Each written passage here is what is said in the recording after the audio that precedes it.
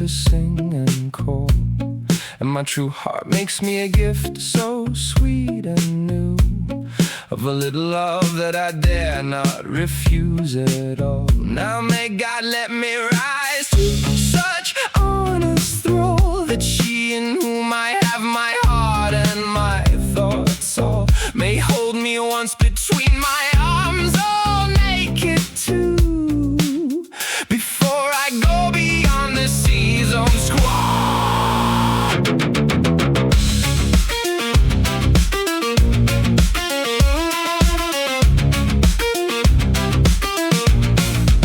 At the beginning I found her so sweet and small.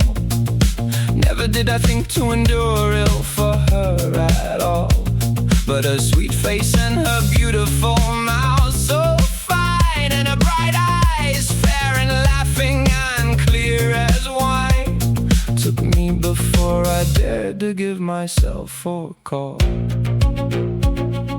If she will not keep me or set me free from thrall, better I love to fail in her, if she promised me, than to succeed with another.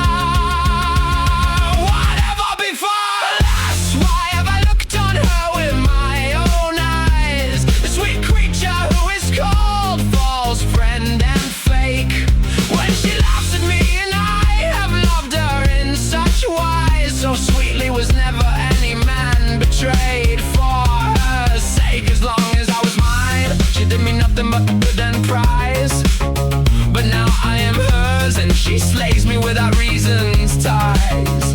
And this is because I have loved her with my heart, not lies. She knows no other cause, however wise.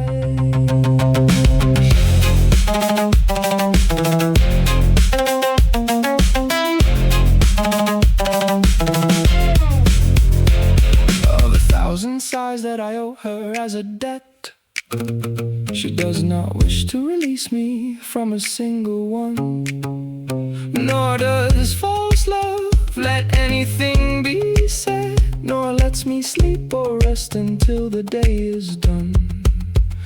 If she slays me, she shall have less to guard and keep.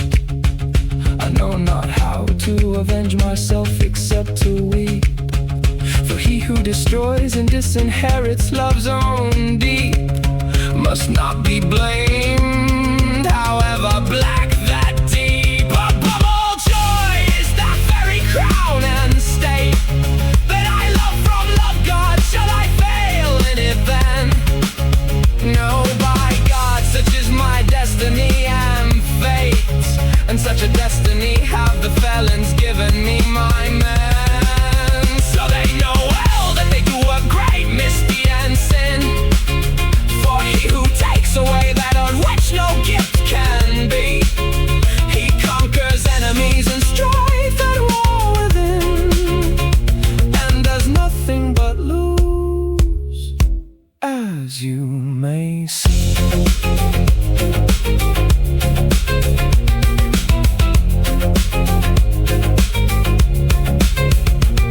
So secretly is my sorrow concealed and hid, that by my appearance no one recognizes it.